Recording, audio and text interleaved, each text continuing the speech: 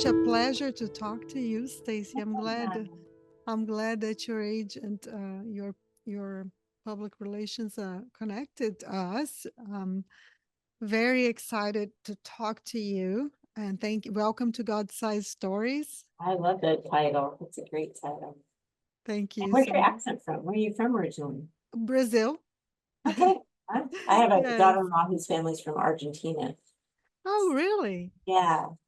Oh, well, that's awesome. Well, I live in the I'm from the deep south of Brazil. Okay. So my home state actually borders Argentina.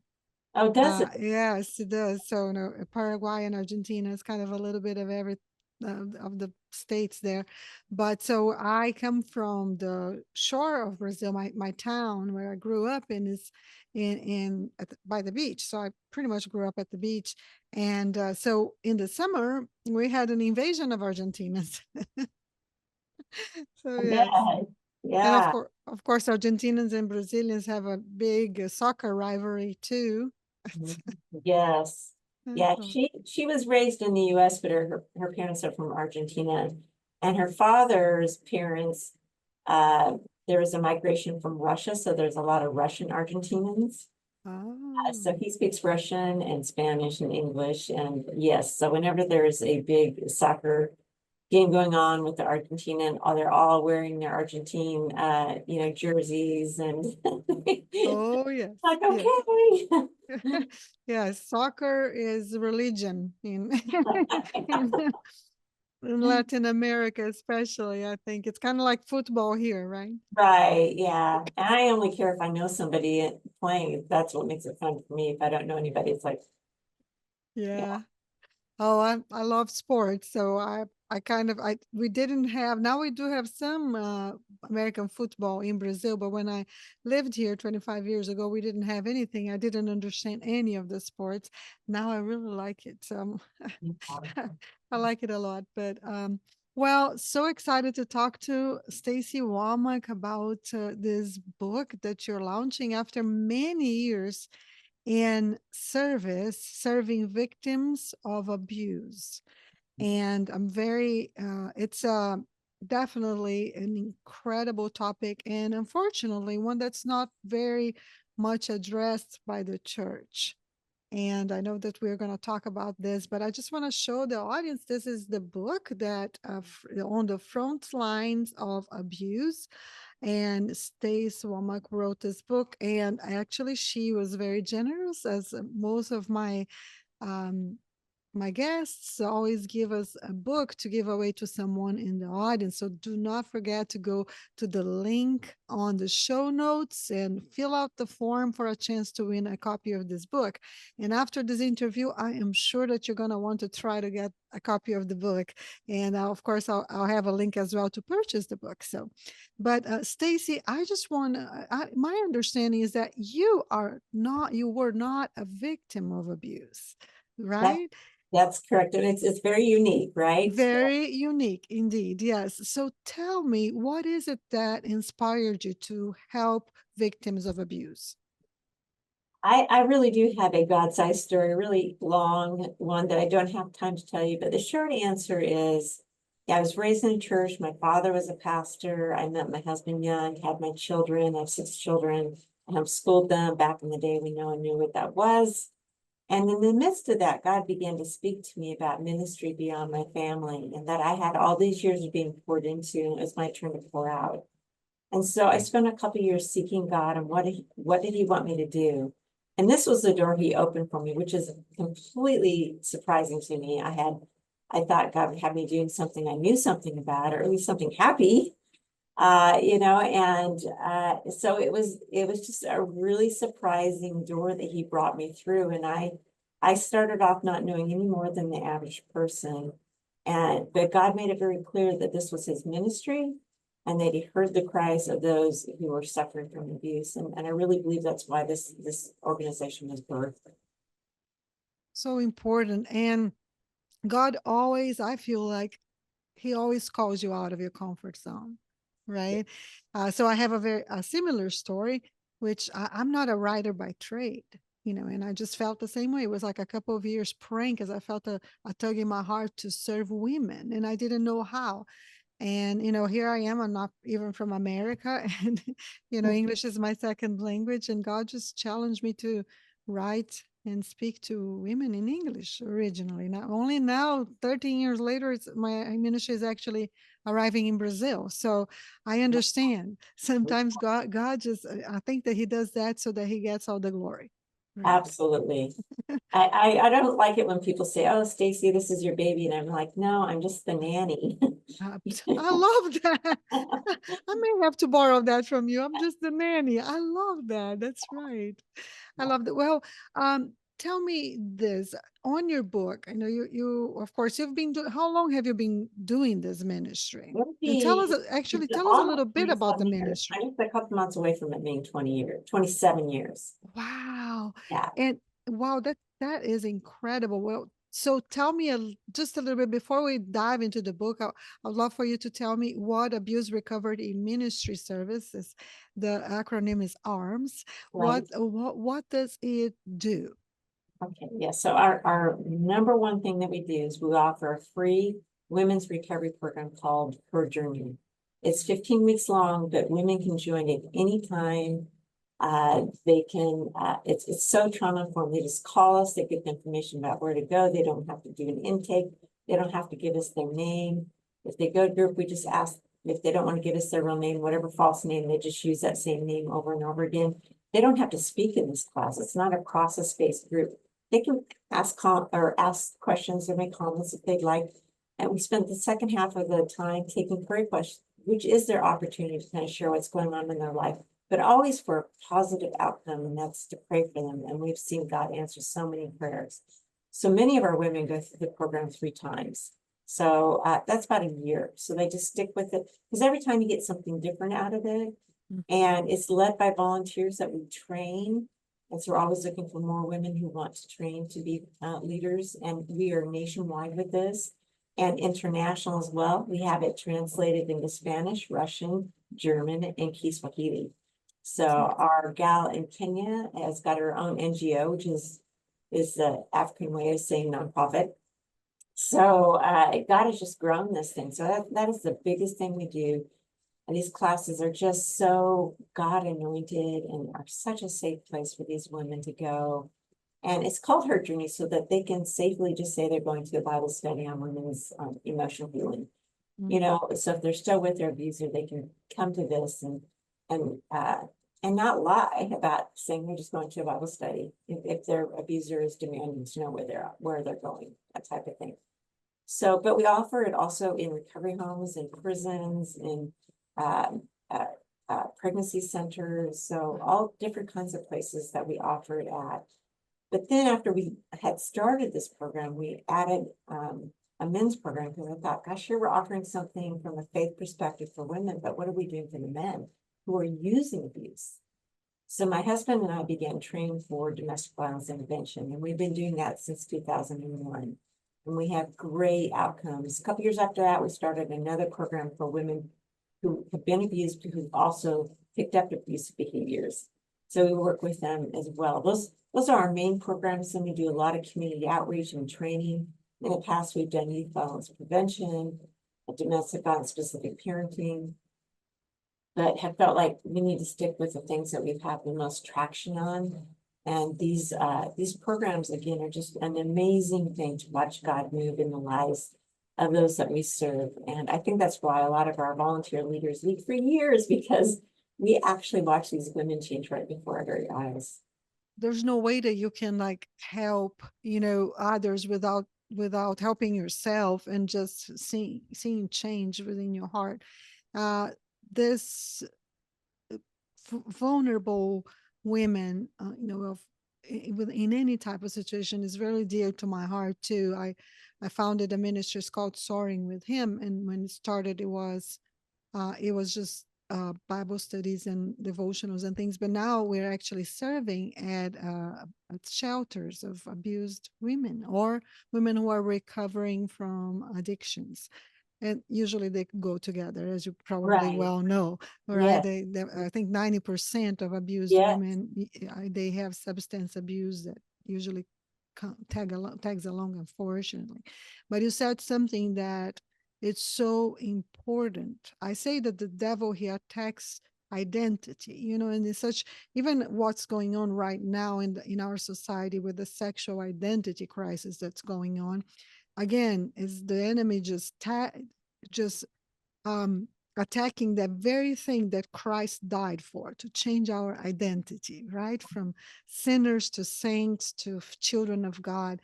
And abuse has a way of just changing that paradigm in a woman's heart and life. So I love it that your ministry is very focused on not just addressing the abuse itself, but what it does to the person's identity, and always, and the fact that it's Christ centered Right. is incredible. I love that. Yeah. Uh, but tell me, so 27 years doing this, and now we have a book, right? Your first book, right?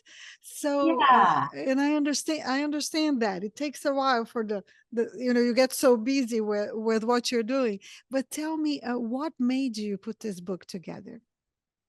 I think there's a part of me that probably struggles with feeling like I'm credible, maybe at times. Uh, but it was just time. Really, it was kind of based off of some trainings I've done. I speak nationally at conferences, and it was just time to put something that was simple. I believe in not making things complicated. So this is for the entire faith community. So it starts off with just some basic education about abuse, things that other organizations maybe not good don't go as fully into, like all the different types of abuse. Um, but then we go into, what if you're someone who's suffering this? What can you do? What do you do if you read this and you feel like, oh my gosh, I'm doing some of these things? What do you do? What does the faith community do? If you're just a part of the larger faith community and you're like me in the beginning, it's like I didn't really give it much thought because I didn't have it going on. I didn't think it was going on around me. But the reality is 1 in 3 women have experienced or are experiencing abuse. So that's a huge number. And so, it was just, then the last part of it is helping leaders in the church and in reaching out with this book to different podcasts and different radio shows and stuff. I've had pastors go, this is just the right size. It's not a very big book.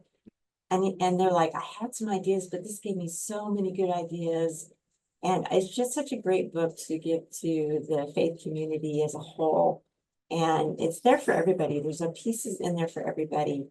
Whether you have experienced it or you're like me and haven't, but you have friends or family who are going through it. So that's what it's really there for, is to give them a healing. Yes, that is great, because the thing about a book is that you cannot be everywhere, right? Right, You only have so many dates in the year that you can go and speak and help. And with a book, it really is just another venue that you can do ministry right. through, which is wonderful. Well, in your experience that you have in your research, what are some of the common misconceptions about domestic abuse that you're trying to dispel with this book? There's a lot of misconceptions. Most people only see domestic abuse as physical violence. That's probably the number one thing. So it's like if you didn't get hit, you don't have bruises, you don't have broken bones, you're not in the hospital, it's not really abuse. So when we talk about abuse, we talk about it in 8 different forms of verbal, psychological, physical, financial, sexual, property, and spiritual. And the word abuse just means the misuse of. So anything can be misused. So psychological abuse or emotional abuse, it's often called, is the number one form of abuse used. And it's the one that all the women share with us is the worst, because it said physical wounds heal, but those emotional wounds take so much time and they're so difficult to heal from. And when you try to explain that psychological abuse to others, they don't understand it. And maybe most of our women, they don't understand it. So it just sounds like normal conflict, like a relationship conflict, but it's not. It's really where one person is having power and control. So this misconception that it takes 2 to tango kind of thing, which is a common thing taught in couples counseling, That's not true with this. Basically, you're making her 50% responsible for his abusive behavior. So we don't encourage couples counseling. That's another misconception. But all of our women have tried it, and I do not blame them. I would say 99.9% of our women have tried it. And some up to 15 different counselors, because nobody gets into a relationship to stay in. Mhm. So just that lack of knowledge it causes a lot of misconceptions about abuse. Then when women do get even some wording around it, and they come forward and are courageous enough to share the secret, they're often not believed or thought to be crazy, because the abuser is really good at doing what we call public image management, where he is making her sound, and very kindly, really concerned for her. She has mental health issues. I'm not really abusing her. She was abused before, so she's just viewing what I'm doing now as abuse. So there's all these things that play into making it so complicated and so difficult. And so even the women wouldn't call themselves victims because they haven't been hit. But anything can be misused to be abusive, to gain power and control or punish the other person. A toothpick can be misused. Okay, Mhm. so anything can be misused. So, and I really think the psychological abuse, though, is the most damaging, because it damages our soul, our mind, our will, our emotions, our identity, like you mentioned. And that reality is that we need a healthy soul to live life.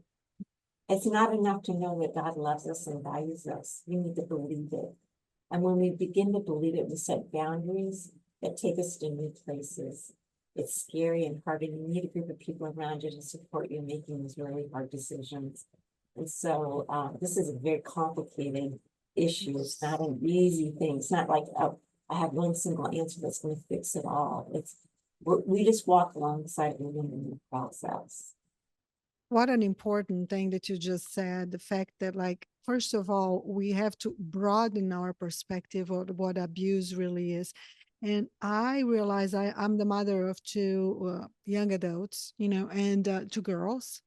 And I am amazed of how many young women are in abusive relationships, and how many young men do not know what it is to treat their girlfriends, young girls.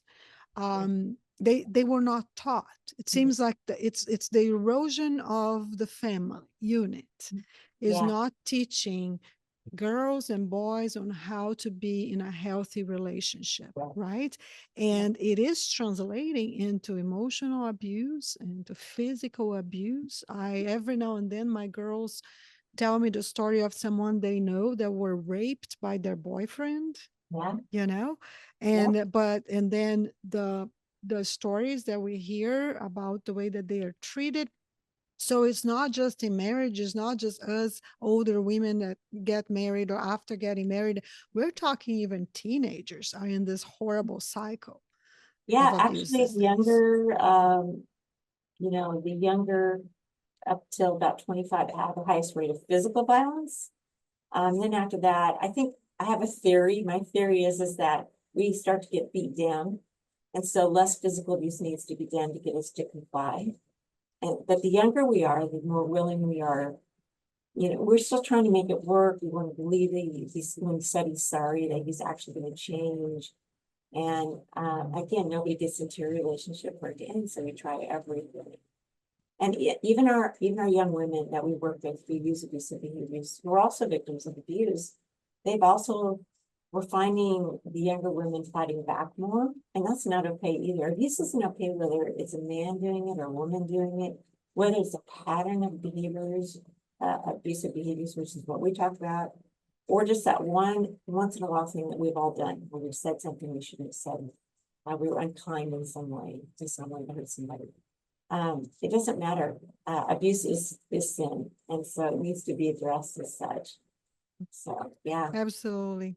Absolutely. And we've been around, women who are abusive with their husbands. Yes. They do not filter their words. They talk unkind all the time, diminishing, questioning their yeah, sometimes even masculinity, and it's a form yeah, of abuse. it is. They're emotional beings as well, all right? Yeah, So I mean, Yes. Well, one of the things your book talks about the importance of early intervention, can and how important it is to prevent. And some you even talk about some prevention strategies. Could you elaborate a little bit on some of the effective approaches in this regard?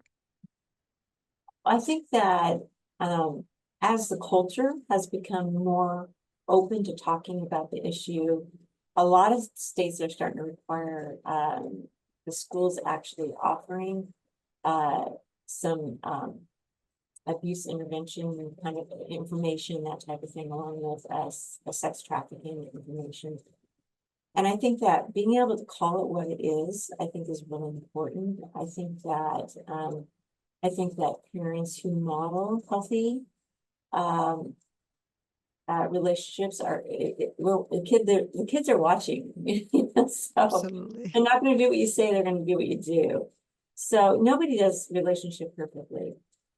So I think that even showing our children how to have a disagreement appropriately without slicing and dicing each other with our words. So it's not like you have to go off in a bedroom and never let them see you disagree. They need to see you work through that disagreement in a way that's kind, where you listen to one another and are able to show that process of respecting one another and coming to a conclusion. And that takes a great deal of humility and and and some maturity. And unfortunately, like we said, I feel like, because I work with the men as well, I feel like so many of our men and women in our intervention programs specifically, more so than her journey even, but in those programs specifically, have not been given the tools. And so Hmm. whatever tools you were given growing up, as much as you may not have liked them, you tend to repeat them.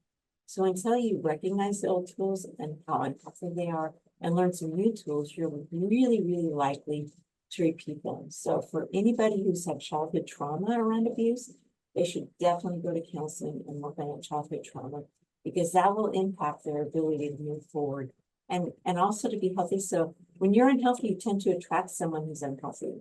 So the Mm, healthier you can be, the more likely you're able to attract someone who's healthy. that's And, right. and recognize it when somebody is, doing things, starting to question, are you wearing, is that what you're wearing? Wow, that's a lot of makeup, or just little things like that that start off in the beginning of the relationship that you may not feel like abuse. And you want to please them, so you make changes, you adjust. But really, it's the beginning of him defining you rather than you knowing who you are best. I love that. I'm sure there's a woman or a man out there who are listening to this and they are like, wait, am I in a abusive relationship or a relationship that's going that way? Like, I never thought of it that way. But some of the things that these ladies are talking about sound like what I am experiencing. Stacey, talk to these people and tell them what are some of the signs of the signs of like you are being abused. So, the first thing to understand is that abuse is about power and control. So it's not about what's right. It's not about what's mutual. So some of the signs might be, him or her could be controlling who you spend time with or how much time you spend with someone. They tend to be jealous. They tend to move very, very quickly in relationships. So you go out on one date and you immediately have to be their girlfriend. They move quickly to have you move in or have you marry them, usually within less than 6 months. So they just begin to define what you can do, what you can think, what you're allowed to wear, cook. I mean, the list just goes on and on. They're overly sensitive in ways that are confusing. So you're having a normal conversation. The next thing you know, it's gone completely sideways, and you're left to wonder what just happened. I don't understand what just happened. If you're fearful of that person's anger, you should know then that is very unhealthy, because there's no fear in love. So you should not fear that person that you're with. If you do, that should be a big check. Do not ignore that check. Not all abusers rage, but if you have an abuser who rages, then you should consider that and really understand that isn't just going to be a one-time thing. That is his issue that he needs to get help for. There's so many things in there, and I believe on our website we have some great PDFs that you can download around 51 signs of abuse, those types of things. So yeah, there's just a lot. But the power control thing, just controlling you and your life, and it's all about them. So narcissism is something that people talk about a lot. Most of our men don't have narcissistic personality disorder. That's very different. They stick out like sore thumbs in our group. But all the men use narcissistic behavior, meaning it's always about them, and they are the most important, and you're to carry them emotionally. And that is not right. You're only responsible for you. They're responsible for their own emotions. You're not responsible to make them happy. Or if they feel angry, to fix that. That's not your responsibility. That's their responsibility to fix it. And it's so funny because when you start talking about subjects like that, you can't help but think about some situations or think about people that that you've observed and stuff. And I want to address the issue in the church because I have been interviewing a lot of people that have have written books about hot topics such as abuse, um, you know, sexual addiction and pornography and different things that are kind of like taboo in the Christian environment or are not addressed at all. Right? Why do you think that abuse is so overlooked by church leaders? I think that it's because it's in our church. I think that we have this tendency to think of certain things as being more outside of the church and things that are inside the church. Like, for instance, trafficking is a horrible, horrible thing that's going on. And people think that is outside the church. Of course, it's happening also within our church, but not at the same level as it is outside of our churches. So people were quick to get on the bandwagon to help with that, which is great. I'm glad. But it was interesting because it was just at the point that domestic violence organizations were gaining some ground to get some support to move this issue forward. The reason is because if 1 in 3 women have experienced abuse, then in our churches, no matter how big or how small, there are women there who have or are experiencing abuse. And there's a lot of fear behind addressing it, and most churches don't have any idea how to. And one of the biggest fears is the fear of divorce, that if they address it, or they address it as telling her she can't divorce. And it's much more complicated than that. It's not as easy as that. And we talk about that in our program and how even God divorced Israel. And so there's a time to set boundaries like this that are appropriate and healthy. Of course, that's not the way God designed it to be, and we're not here to promote divorce. But I think that's a very big thing because there's been so much breakdown in the family. But sending a woman back, telling her to forgive, and go back to her partner just because you want to save the relationship, you're putting her in more danger when you do that. And so rather than actually addressing the abuser, and you can't really address him until she's in a safe place because she has to go home and be with him. So, I think that's that struggle. But I find churches that either take the abuser's side because he is doing so many amazing things within the church. He's on the church council. He's serving in all the church functions. So when she comes forward, she's thought to be lying and crazy, like I said, because how could this great person be doing these horrible things you said? And they look like the perfect family in the church. Okay, so it's really hard for them to actually conceive this. And then again, because of what he's been saying, he's believed. Or they don't know what to do. And so they don't do anything at all. And that still leaves her in a very unsafe place.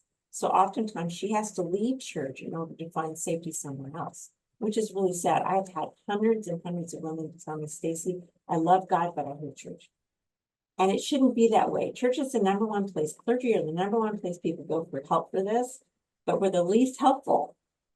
And wouldn't it be great if we could swap that around? Because the domestic violence community doesn't trust the faith community because of how poorly they've handled it. But wouldn't it be great if we were the place they sent people to because we were the same place? I believe that's what Jesus would want in his heart, to serve people, rather than us coming across as judgmental and unsupportive because we don't understand the issue. And I don't think it's because people don't care. most of the time. I think most of the time it's just the fact that they're just really uninformed and aren't sure what to do. You know, if you think about it that in that way, this could be it, one of the reasons I think that a lot of people just stop going to church or just give up Christianity completely is because, you know, when life hits you and something as serious as abuse or other situations that can happen in a person's life, you need the help.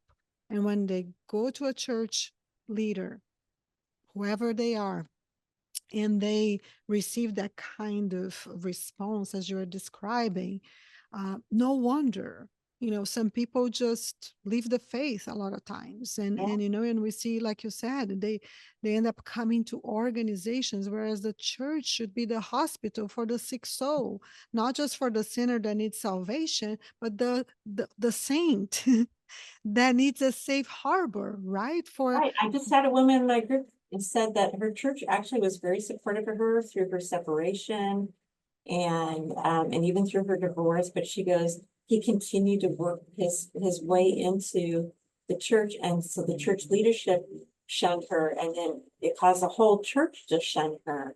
So when she has to leave, she goes, I haven't really been back to church since.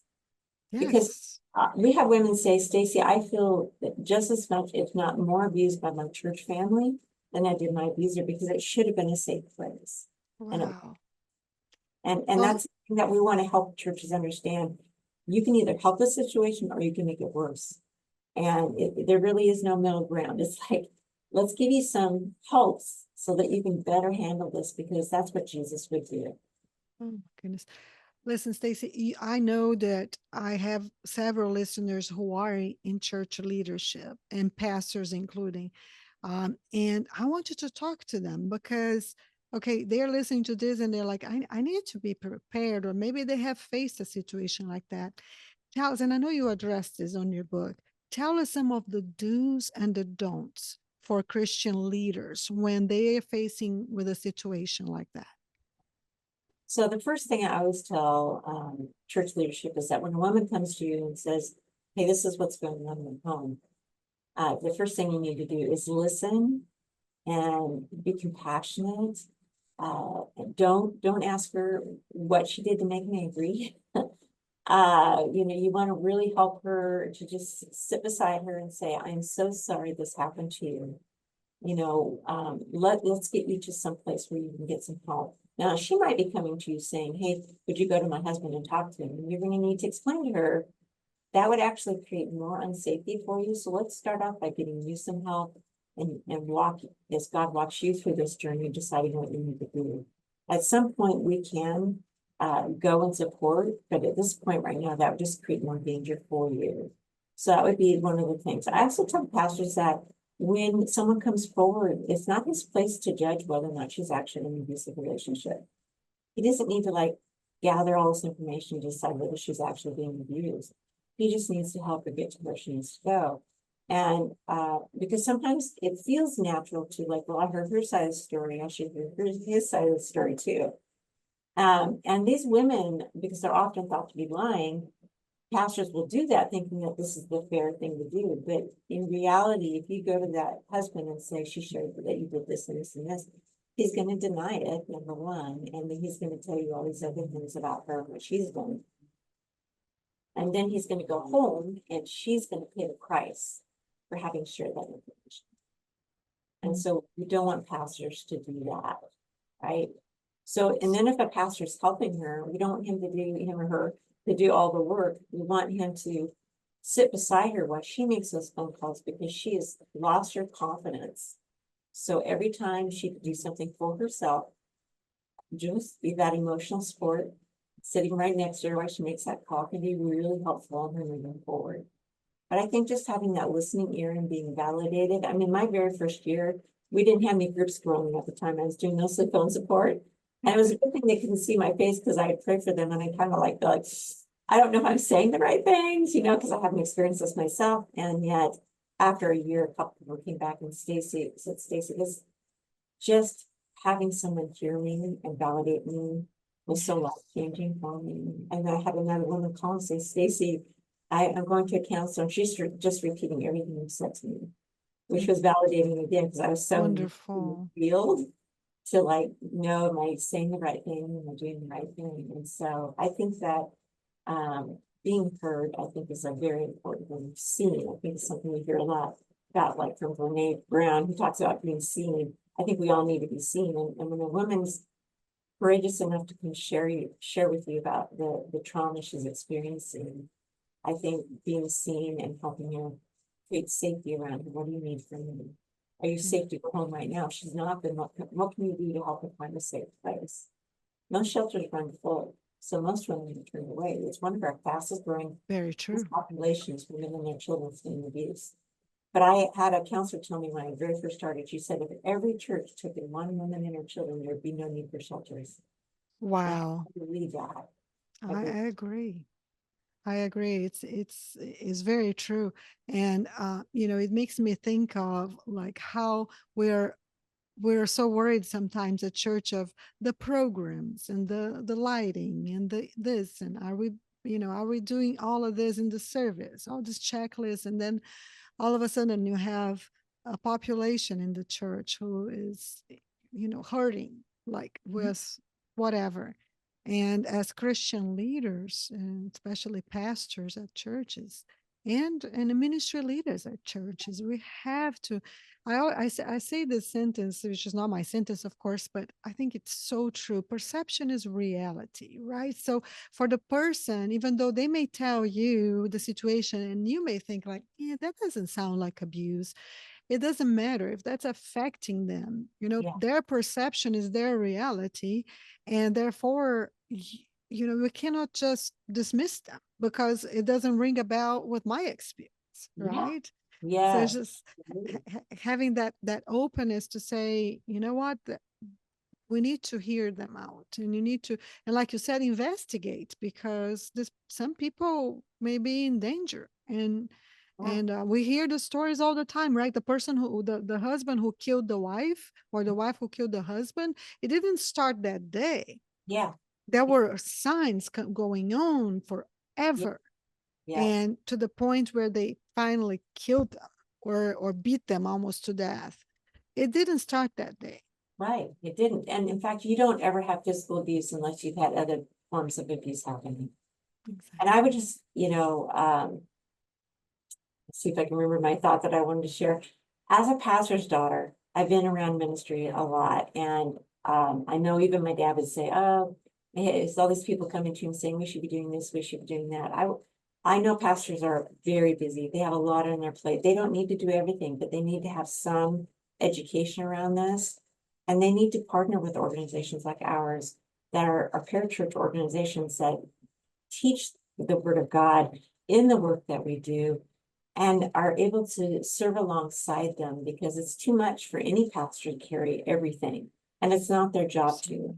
So, and I understand pastors need to feel secure and know that they're comfortable with the organization they're sending people to.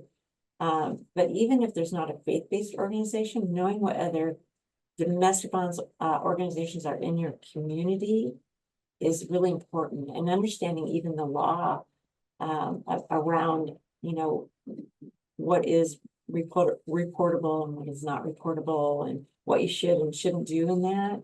Because again, reporting the abuse for an adult uh, is not necessarily safe for her, because the police will show up and they'll say everything's fine, and then she's left alone with him again. So, but it's hard. But if the kids are involved, I mean, yeah, absolutely, we need to keep kids safe. So it's hard. But I just want pastors to know you don't have to know it all. You don't have to be an expert in this, but you need to have enough information and speak about it from the pulpit. Because if you make it safe, I guarantee you people will be coming forward. Absolutely. You're very right. You're very right. Well, Stacy, there are people that are listening to this show and they want to find out a little more about your book, and they want to find out a little bit more about how they can get help. So I want you to talk to someone out there who, is listening to this, and they know, they have known that they have been in an abusive relationship, or they may say, you know what, this is ringing a bell with me. I didn't think I was being abused, but I think I am. And so talk to that person, tell them how they can find help, and encourage them in the Lord as well. And just use this last minutes. It's been a pleasure to talk to you. And but I would love for you to just talk to the people out there who need this message. But we have a great website at abuserecovery.org. Again, it's abuserecovery.org. Our phone number's on there. We have all kinds of helps. We have some training videos. We have a lot of blogs. We just have a lot of information with pastor's packet on there. There's just all kinds of information. And I just want to encourage you, if you're someone who is experiencing abuse, if you're someone who goes, I've been using abuse, or you're even a pastor just saying, I don't know how to handle this, feel free to just reach out to us. For pastors, the book is a great start, but we're here to support you. So just call. And for those who are experiencing abuse, we're here to support you and help you as an individual. And if you're someone who's using abuse, we're here to support you. And honestly, we've just seen the people who are willing to work on change and take those very scary first steps are very successful when they walk alongside with God at their side in this process, because God wants them to be set free from this. God wants them to be healed from this. God wants to give people tools to better handle the situation, because his desire is for us to succeed. So I think that is the most important thing, is that God is for us as individuals, and then of course as couples, but he would never sacrifice us for the sake of a relationship. Sometimes we do as people, but God does not. But I just want to encourage them that there is hope. We have thousands of stories of both men and women, especially our women, because it's our largest program, who have just made phenomenal changes. Their lives have changed forever just from coming and attending the program. And so is off this offer free. Her Journey program is both virtual and in person. So if there's not one in your area, you can join it virtually. So just give us a call, look us up online at abuserecovery.org, and just let us know what you need, and we're just here for you. Oh, wow. That's wonderful. Well, if you're listening to this and this message, the message that Stacey is sharing through this book, through this ministry, and if this is really speaking to you, all of the links that she talked about are going to be on the show notes. Don't miss it. Don't wait another day. There is hope. God does not want you, as she said, for you to be in this situation.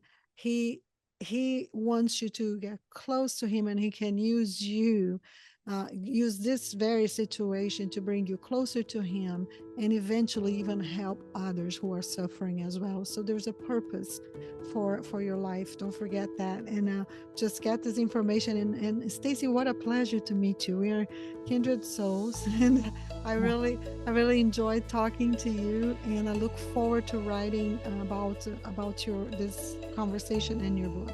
Thank you so much. Thank you. I appreciate it.